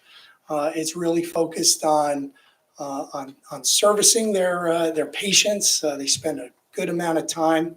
You're going to hear shortly. The proposal is we're going to have 1 doctor, 1 nurse, and on average, we'll be seeing 6 to 10 patients over the course of the day. That may increase somewhat. It's appointment only, but if we do have 6, obviously they have sick children, they may get some additional patients over the course of the day. And I would also add, there is a possibility in the future that they might add another doctor and another nurse going down the road. So that being said, that's really the nature of the application that we have before you tonight. I have 2 witnesses I'm going to call. Dr. Jonathan Jassy is the principal of Concierge. I'm just going to ask him to give a little bit more information. We'll go through hours of operation and the like. And then I have our project architect who's been here before, Jim DeBarbary. He'll go through the plans and just show you what the interior layout looks like and speak to parking and so forth. Certainly, if I may before, Madam That's Chair, great. I did want to put on the record, though, that did review the notice, found the content to be sufficient, found it to be timely served October 3rd, both certified mail and published, both more than 10, at least 10 days, I should say, and actually more than 10 days prior to this evening. So the board does have jurisdiction to hear and decide the application.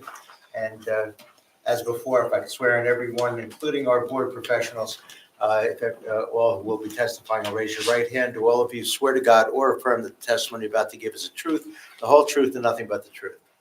They do. Thank you all. And one thing I would add, Mr. Warner, you read our notice, pretty detailed. We have indicated in our notice, we've got some pre-existing nonconformities. Rear yard setback as it exists, maximum lot coverage, existing nonconformity in the front parking area. This variance relief has actually been granted. We just carry it through each time because it's always identified as an existing nonconformity. And we can address it as well, but actually the zoning board recently technically granted that approval anyway, but we always look to cover ourselves in those regards, so. And I did note there may or may not be the need for a ground sign variance, but I'm sure we'll hear. Right, we are not proposing, so we don't have anything proposed with respect to signage. We expect, if this board is inclined to grant the approval, similar to the other tenants in the space, we would come in with a conforming wall sign, over the front.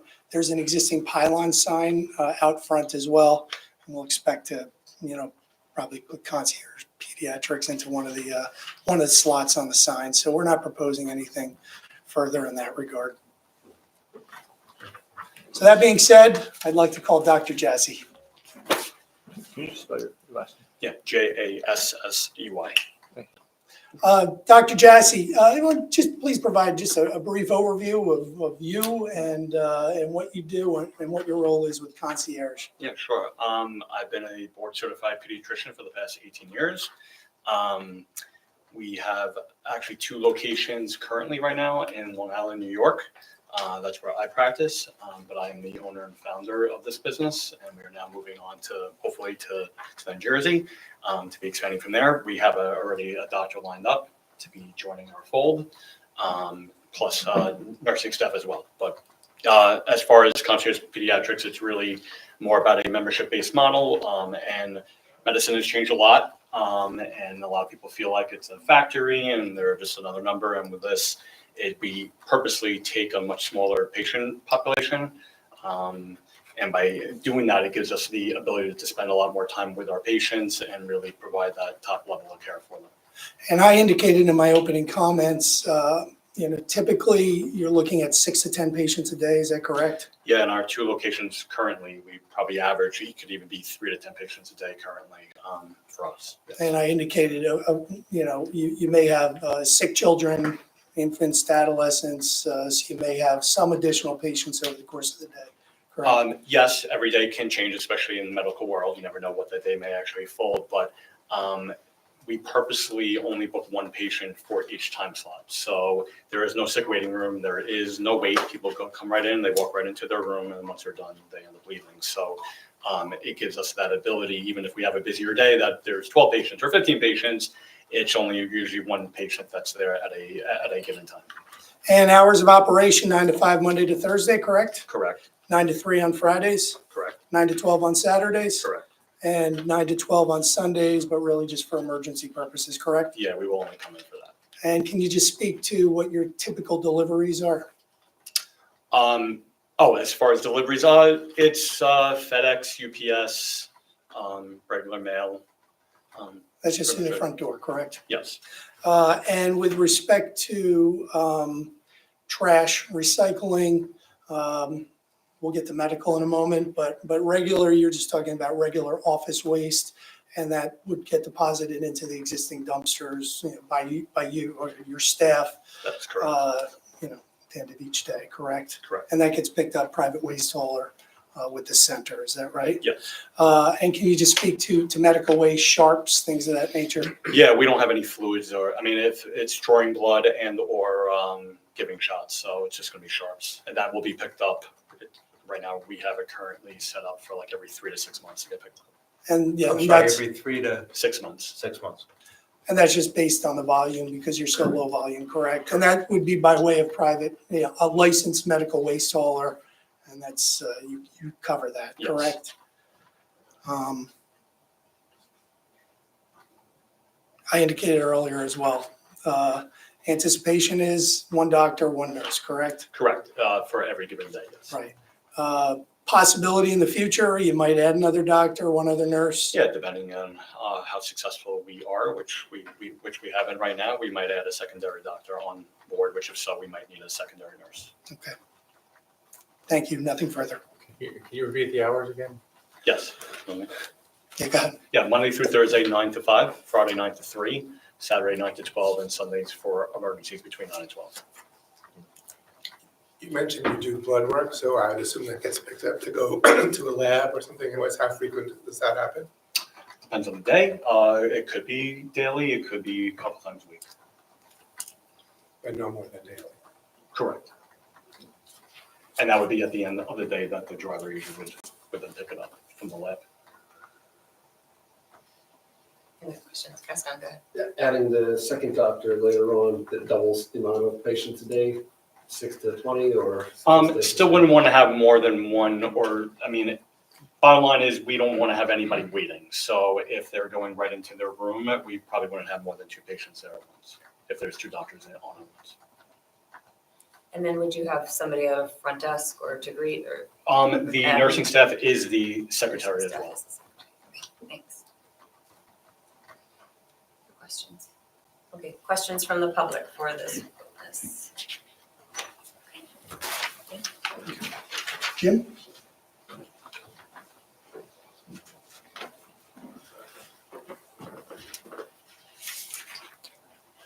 Name for the record, please. James DeBarbery, that's spelled DeBarberi. And Mr. DeBarbery, can you please provide the board with a brief summary of your educational, professional background and licenses you hold? I'm the senior principal at DeBarbery Architects in Rutherford, New Jersey. I have a Bachelor of Architects degree. I'm also licensed, I received my license in New Jersey in 1980. I'm also licensed in 10 other states, mostly along the eastern seaboard. I've appeared and provided testimony in many boards and zoning boards, planning boards. And again, I was here for those 2 applications you referenced for before this planning board with the Aquatots gold medal gymnasium application, and also before the zoning board for the veterinarian emergency group in this same shopping center. Both of those were in the same shopping center. And I would offer a couple more prior to those as well. Yes. So you're familiar with the site, you're familiar with the application. If you just provide the board with an overview. Oh, wait, you're, sorry. Oh, I'm sorry, I You're jumping in. I jumped the gun. It's okay. Your licenses are all current? Yes, they are. Okay, and so we're hearing you as an architect tonight. Yes. Okay, thank you. Thank you. Yeah. So I'll turn it over to you, Mr. DeBarbery. I know you have a plan up here. I don't know whatever you're going to refer to. If it's the exact plan as submitted, you can discuss it. If you've got color markings on this one, then we want to mark it as Exhibit A1 with today's date. I think that we do, correct? It looks like it's got color Yeah. shading. So Mine A1. shading. This is my drawing S2. This is the site plan. Just to orient you, if you're not familiar with the center, going horizontally along the bottom of this site plan is Morris Turnpike. And the center shown here, I know it's difficult to see, it's in a configuration with a recessed area in the center of these smaller spaces. And the shaded area I've added on this shows the concierge pediatric space, approximately 20 feet wide by 100 feet deep. Again, just to mention the parking variance we're requesting. At Zoma Hair Salon as a retail, we required 10 parking spaces. Now that we're going with this use as closest we could get was medical professional, and that requires 13, so we're requesting a variance of 3 spaces. Madam Chair, do you think we could have that chair moved for him? and Absolutely. for Yes. the Sightline there. Thanks. You're welcome. Thank you. Okay. Okay, this is my drawing, ST2 is the floor plan with calculation on the allowed signage. Yeah, we'll call that And you- A2 with the yeah. chair's permission, since it's colorized. You could just mark that A2 with today's date. 10/16/24. We're still there. Okay, it's a very simple layout. At the bottom of the sheet would be the entrance. Again, there's no changes to the building or site. This is just a reoccupation of this former salon. We have the doors right across from the parking field that you enter into. A small waiting area. There's a doctor's office. There are 4 exam rooms. We have the necessary toilets, and there's a lab in the back. And that's really the total of what's in this site plan. And the only other thing I'm showing here is the area of what's allowed for the signage. Again, we're not going for approval for the signage here, but I do show what we're allowed by calculation by ordinance. And that is 31 square feet. Maximum height of the letters for ordinance is 2 feet. So it's a 2 foot high by 15 foot 6 long sign. That's the maximum that can go. They certainly can go smaller than that. And just relative to parking, you identify the variance. You're familiar with this center use. Do you see any issues with respect to grant of variance relief, any shortage of parking based on your experience and understanding? No, not at all. In fact, I just wanted to say that I think this use with the existing uses that are in the center is very compatible. There's many services in that center, if you're familiar with it, that deal with health and rehab and fitness, counseling and personal improvements. I think this is a perfect fit for the center. As far as the parking variance, as you've heard, the hair salon required 10 spaces.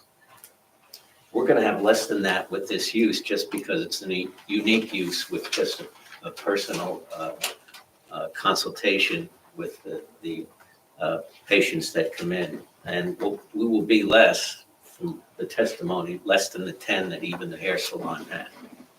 Do you think in your opinion, I realize you're an architect, can the variance relief be granted without substantial detriment to the public good? Yes, I agree. And without impairing the intent and purpose of the zone plan and zoning ordinances? Yes, No, Bill? I agree. And I'm working on this center for 30 years, off and on, and I've never been aware or noticed any excess parking in this center. The various uses that are in this center seem to share parking. They're in and out, and there's never been, in my experience, any problems with the parking. We have been through the reports. We've got Environmental Commission, Engineering, Police. None of them had any comments to them, so I don't think there's anything else we missed. And we've been through the DRC report. I don't believe there were any conditions that were suggested there. I think we've covered everything in it, Mr. Petto, but unless you have any other thoughts. Yeah.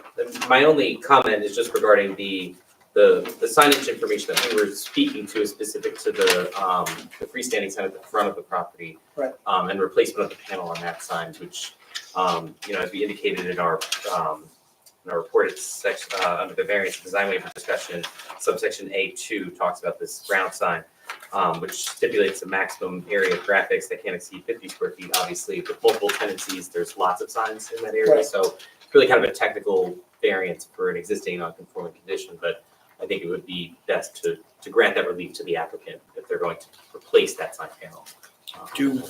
If I may, Madam Chair, for clarification purposes, do we know the magnitude of the deviation we're talking about if we're going to grant that quote-unquote technical variance? I mean, it's 50 square feet for the entire thing. I mean, the entire signage area is The sign area is the 8 foot entire- wide by 9 foot high. Of course, you're talking the pylon sign, right? Yes, that's correct.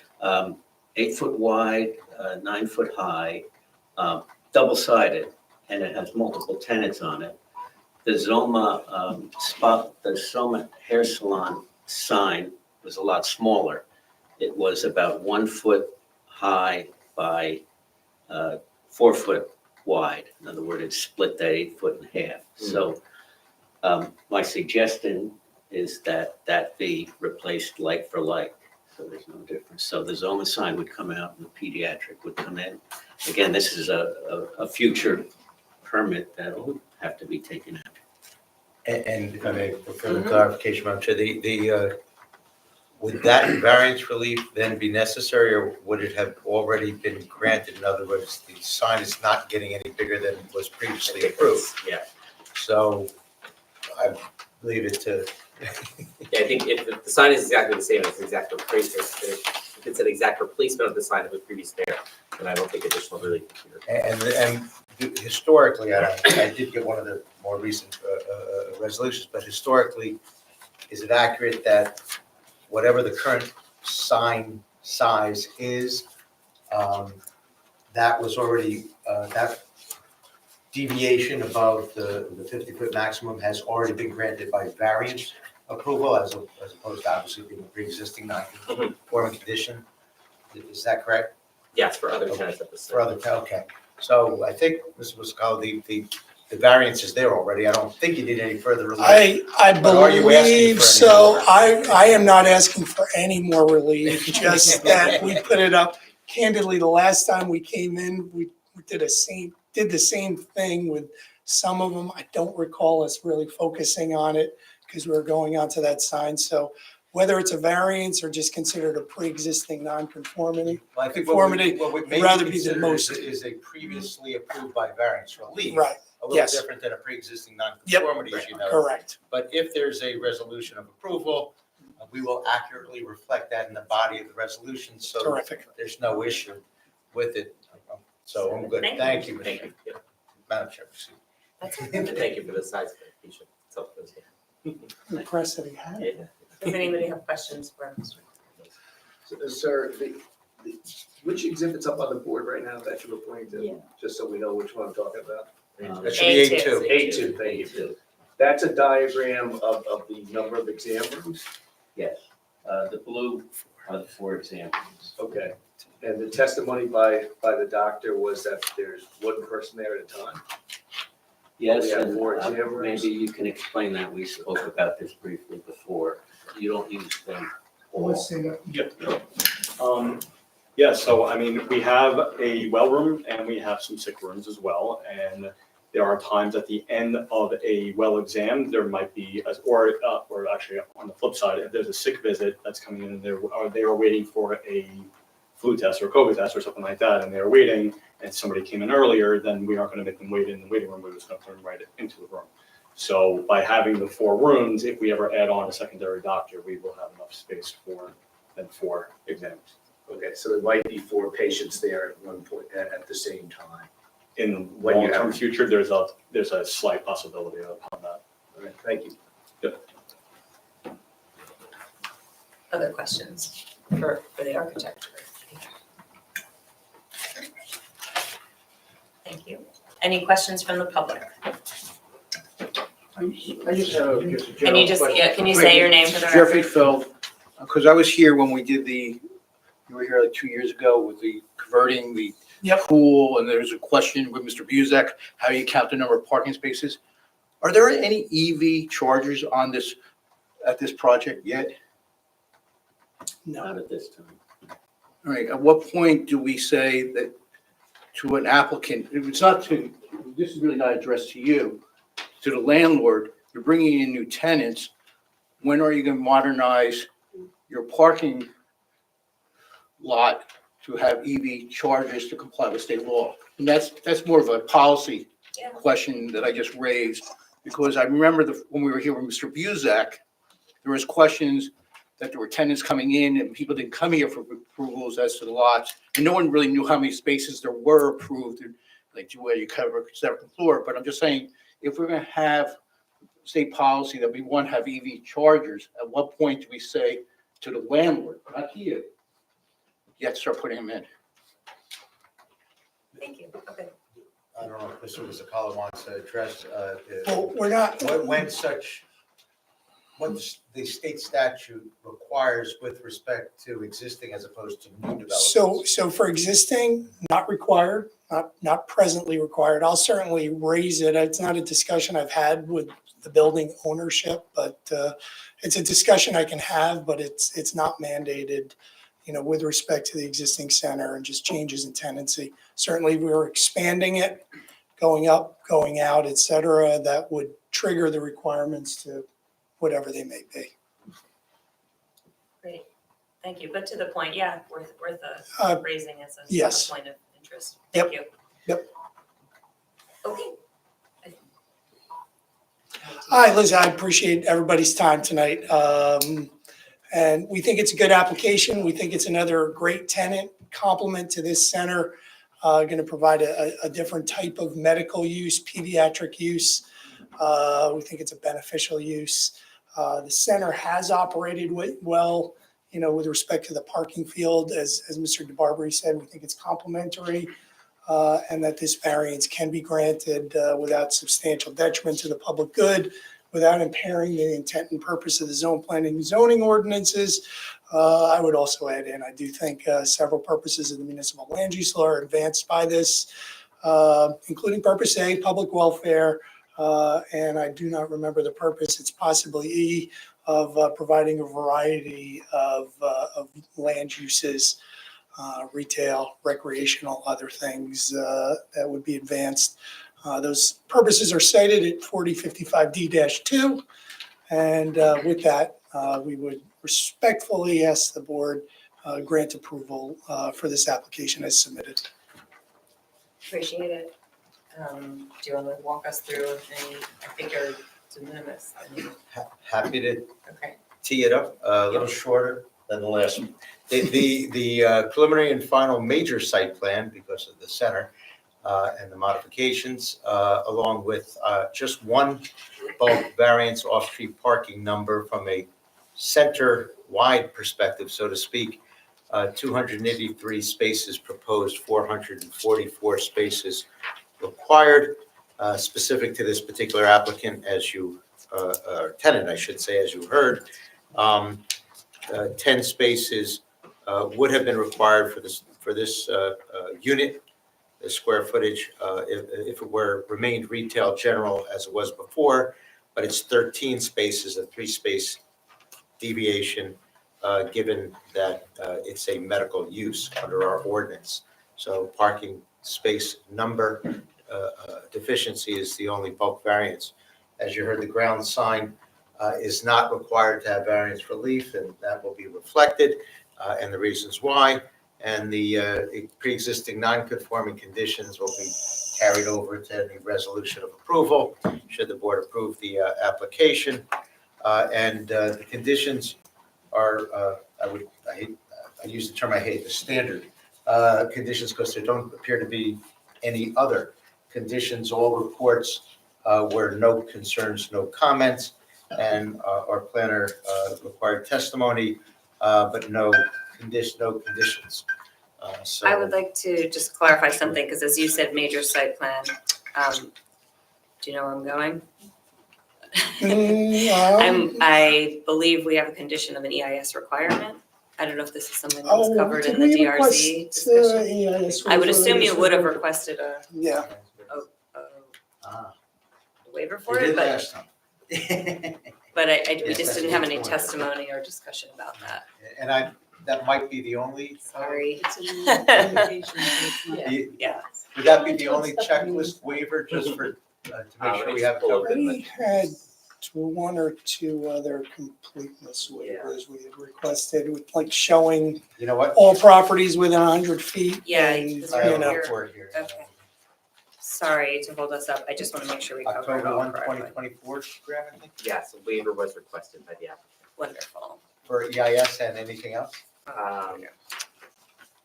Yeah, there were actually a number of waivers that were requested as part of the previous report. check Does this it make with. sense, Madam Chair, for him to run through them real quick and then the board can decide whether they wish to grant? Could I ask the planner if this was discussed at the review? If this was discussed at the development review and he can testify to the general, I think I would be comfortable with that. But, so Graham, if you could Yes, speak at to that. the development review proceedings, we did discuss these waiver requests with the applicant, and we, as part of our completeness report that was provided to the board as well, we recommended that those waivers be granted, given the size and scale of the application. Okay, So it's thank all you. covered in the October 1, That's 2024 correct. report, so that could be referenced in any resolution of approval. That's correct. Fantastic, Thank you. And then the board's determination would incorporate that. fantastic. Appreciate that. Okay, Thank you. that said, given the conditions as set forth by Mr. Warner, does anybody want to take a motion on this application? I move to approve. Second. Second. Corey Biller, Yes. Allison Canfield, Yes. Michael Cohen, Yes. Deborah Nevis, Yes. Frank Segamendi, Yes. David Cosgrove, Yes. Michael Zion, Yes. Gaston Halbert, Yes. Beth Sol. Yes, Thank you very much, everybody. Have a good evening. good evening. Okay, before we move to close, I will note that our next planning board is scheduled for November 6th, 2024 at 7:30 PM here. I move to adjourn. Second. Are you gonna have a special meeting? Second, all in favor, one moment. Aye. And Opposed? Okay, meeting is adjourned. Good night, everyone. Thank you, good night. Yeah. Jim, you have to take the exhibits over. If you enter code, yeah.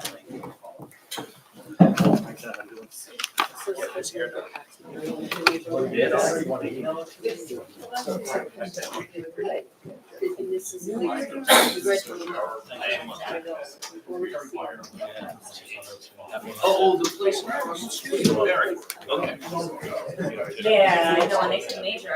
Okay, all right.